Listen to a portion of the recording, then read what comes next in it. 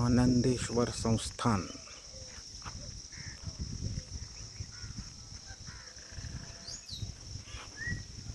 लासूर।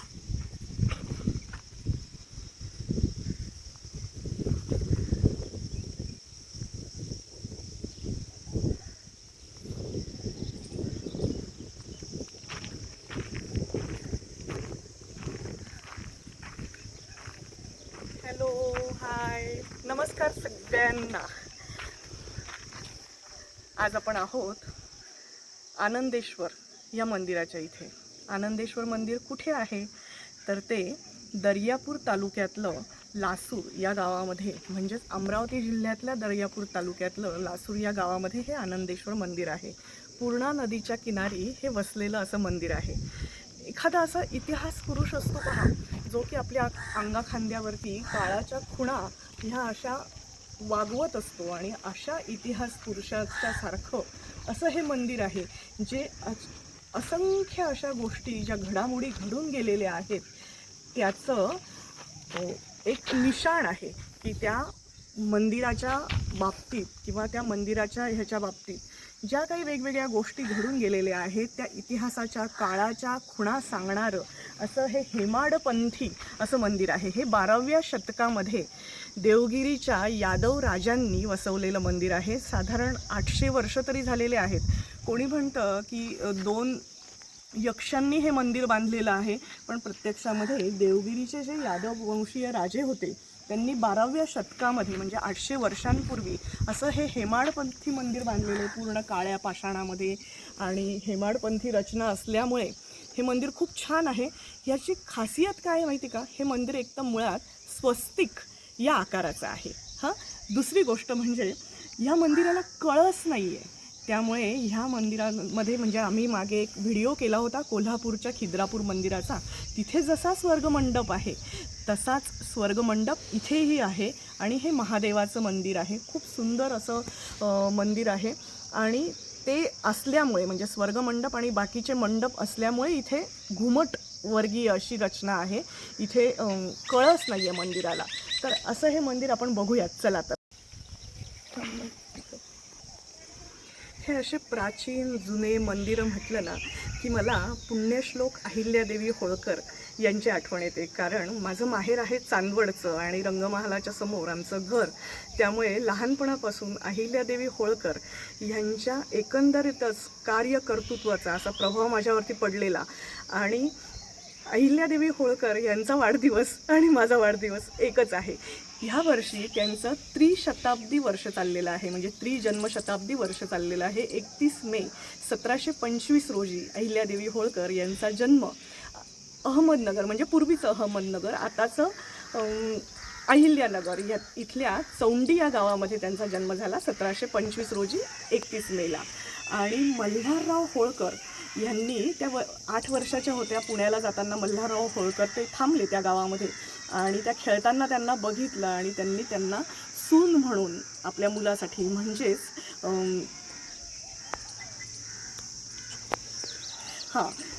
त्यांना सून म्हणून त्यांनी पसंत केलं। आणि अहिल्याबाई होळकर ह्यांच्या पूर्ण व्यक्तिमत्वावरती त्यांच्या सासऱ्यांचा खूपच प्रभाव होता।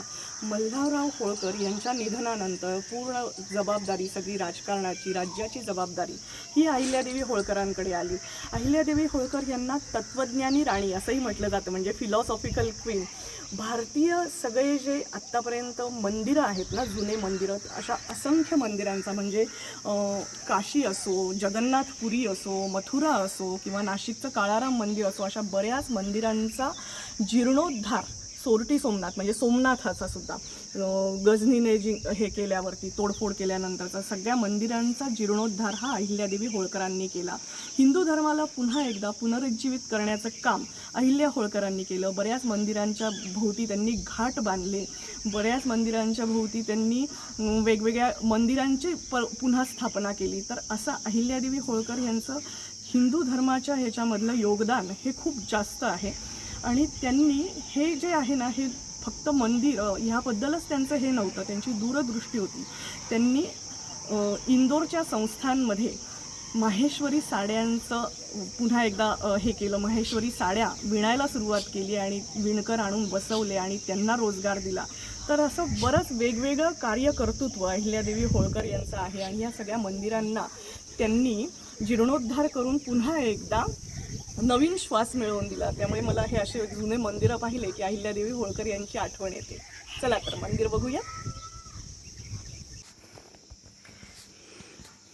इथला स्वर्ग मंडप हा जो आहे हे पाहिल्यावरती मला खिद्रापूरच्या कोपेश्वर मंदिराची आठवण येते. आणि हे जे खांब आहेत ना, तर हे 18 खांब आहेत सगळे मिळून. काही त्याला जोडलेले खांब आहेत. 16 खांब जे आहेत, म्हणजे 12 खांब हे पूर्णपणे असे वेगळे उभे आहेत आणि त्यातले 6 खांब हे जोडलेले आहेत. तर अशा पद्धतीने हे आहे. इथे यक्षांचं हे आहे पहा, यक्ष कोरलेले आहेत ठिकठिकाणी.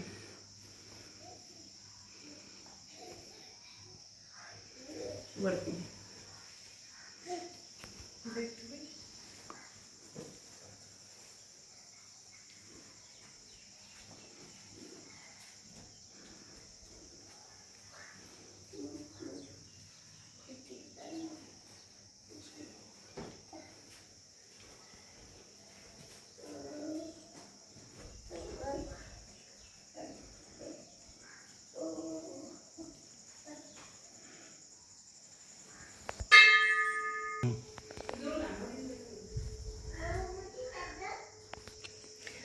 खांबावरचं कोरीव काम पहा आणि गणपती किती छान आहे, सुंदर आहे. आणि हे सगळं दगडामध्ये कोरणं किती अवघड आहे. ठिकठिकाणी पहा यक्ष आहे पावरती. इथे हे नमस्कार करताना नाग आहे हातामध्ये. हे पहा, हे व्याळ आहे पहा इथे समोर, या अँगलमधून दिसतं व्याळ है ना. आणि इथे पण यक्ष आहे वरती, ठिकठिकाणी आहे असं. आंब्याचे पानं आहेत, हे आंब्याचे पानं आहेत.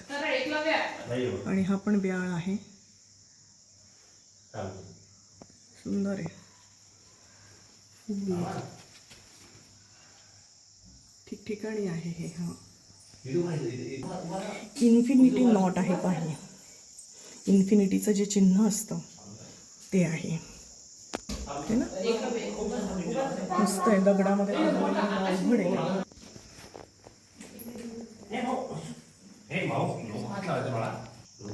या यक्षिणी आहेत किंवा अप्सरा आहेत. किती छान आहे कोरलेलं. हातामध्ये त्यांच्या हे आहे, कलश आहे घेऊन जाण्यासाठी, महादेवाला अभिषेक करण्यासाठी.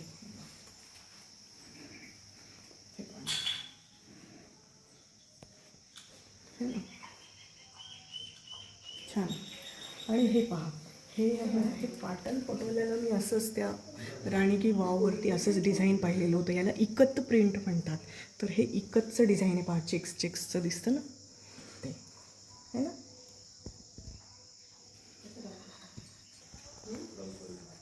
ह्या सगळ्या नाजूक अशा मण्यांच्या माळा आहेत पहा. तोरण जे असतं ना आपलं मण्यांचं तोरण, तसं हे मण्यांचं तोरण आहे. किती सुंदर दिसतंय. आणि इथे पण हे पाहिजे, अप्सरा आहे ती नमस्कार करते आहे. यक्ष आहे नमस्कार करणारा. असं छान आहे, मस्त आहे. किती स्पष्ट आहे पहा, सुस्पष्ट त्याच्या चेहऱ्यावरचे भाव. आणि त्याने तो खांब तोललेला आहे आपल्या हातांनी. आणि हे पाहिजे याच्यामधली गाठ आहे, म्हणजे आम्हाला लहानपणी शिकवायचे. किंवा हे इस्पिकाचं चिन्ह दिसतं पहा, है ना. मस्त आहे, गाठीचाच प्रकार आहे तो पण एक. छान आहे, वेगवेगळा.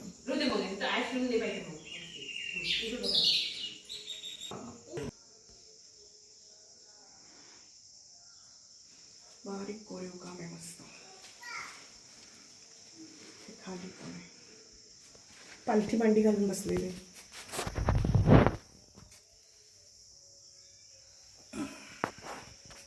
सध्या बांधकाम चाललेलं आहे, रिस्टोअर करण्याचं काम चाललेलं आहे.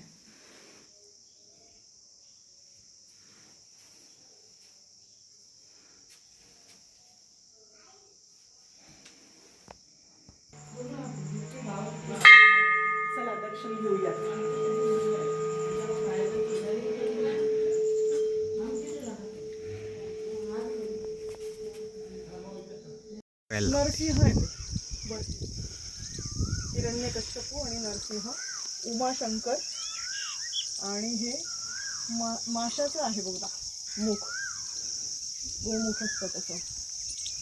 मस्त आहे, छान आहे. हेमाडपंथी आहे ना, छान.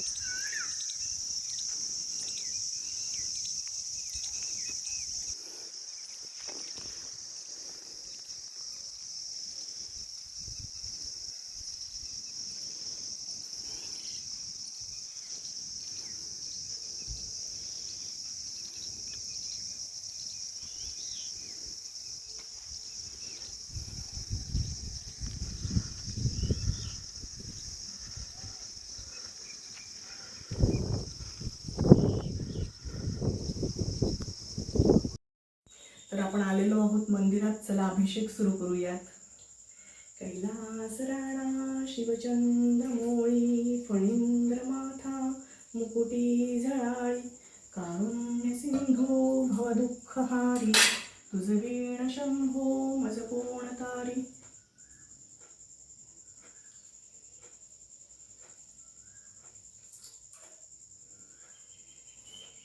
आणि आता थांबा, अजून काय मला हे. ओम पूर्णमद पूर्णमिदं पूर्णात् पूर्णमुदच्यते पूर्णस्य पूर्णमादाय पूर्णमेवावशिष्यते. मनोबुद्ध्यहंकार चित्तानि नाहं, न च श्रोत्रजिह्वे न च घ्राणनेत्रे न च व्योम भूमिर्न तेजो न वायु, चिदानन्दरूपं शिवोऽहं शिवोऽहं, न च प्राणसंज्ञो न वे पञ्चवायु, न वा सप्तधातुर्न वा पञ्चकोशा, न वा पाणिपादो न चोपस्थ्यपायु, चिदानन्दरूपं शिवोऽहं शिवोऽहं. न मे द्वेषरागो न मे लोभमोहो, मदो नैव मे नैव मात्सर्यभावः, न धर्मो न चार्थो न कामो न मोक्षः, चिदानन्दरूपं शिवोऽहं शिवोऽहं. न पुण्यं न पापं न सौख्यं न दुःखं, न मन्त्रो न तीर्थं न वेदा न यज्ञः, अहं भोजनं नैव भोज्यं न भोक्ता, चिदानन्दरूपं शिवोऽहं शिवोऽहं. न मे मृत्युशङ्का न मे जातिभेदा, पिता नैव मे नैव माता न जन्मः, न बन्धुर्न मित्रं गुरुनैव शिष्यः, चिदानन्दरूपं शिवोऽहं शिवोऽहं. चिदानन्दरूपं शिवोऽहं शिवोऽहं. अहं निर्विकल्पो निराकाररूपो, विभुर्व्याप्य सर्वत्र सर्वेन्द्रियाणां, सदा मे समत्वं न मुक्तिर्न बन्धः, चिदानन्दरूपं शिवोऽहं शिवोऽहं.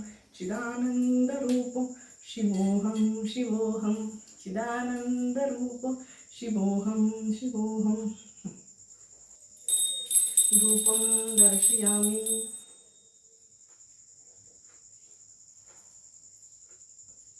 धूपं दर्शयामि.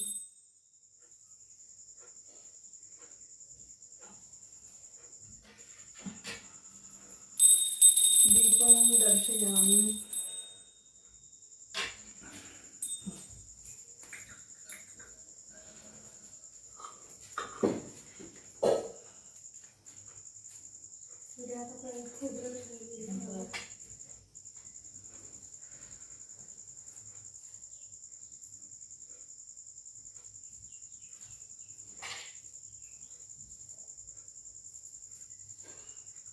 कर्पूरगौरं कर्णावतारं संसारसारं भुजगेन्द्रहारं सदा वसन्तं हृदयारविन्दे भवं भवामि नित्यं नमामि.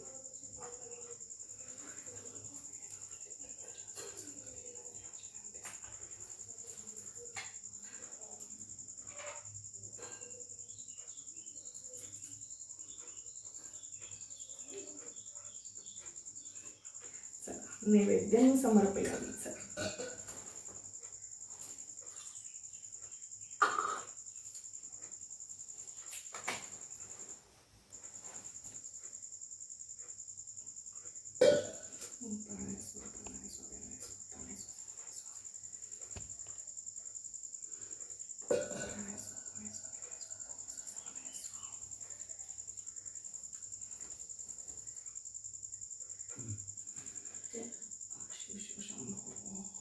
हर शंभो सराणा शिवचंद्र माथम कुठे जाय तुझं शंभो माझं कोण तारी.